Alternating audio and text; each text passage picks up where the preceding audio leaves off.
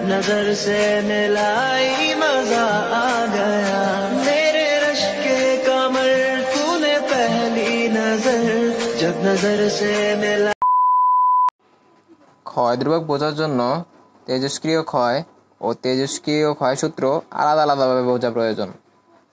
তেজস্ক্রিয় ক্ষয় বলতে মূলত কোনো আনস্টেবল তেজস্ক্রিয় মৌল স্ট্যাবিলিটি অর্জনের জন্য স্বতঃস্ফূর্তভাবে রশ্মি বা কণা নির্গমনের মাধ্যমে অন্য স্ট্যাবল মৌলের রূপান্তরের প্রক্রিয়াকে বোঝায়।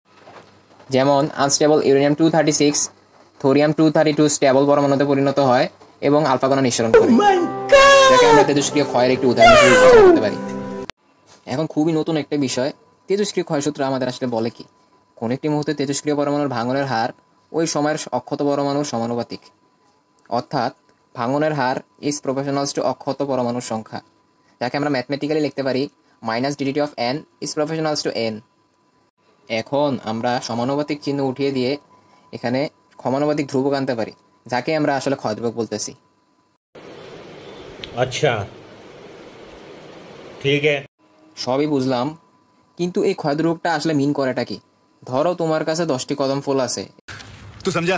हाँ नहीं तू समझा नहीं। এবং তুমি প্রতি ঘন্টায় 2টি করে কদম ফুল নষ্ট করছো।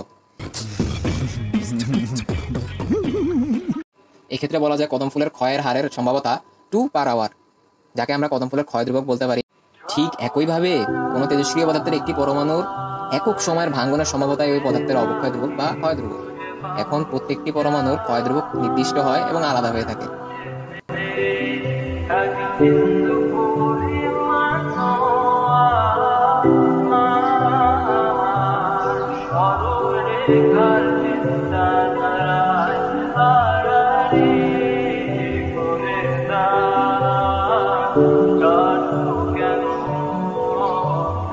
God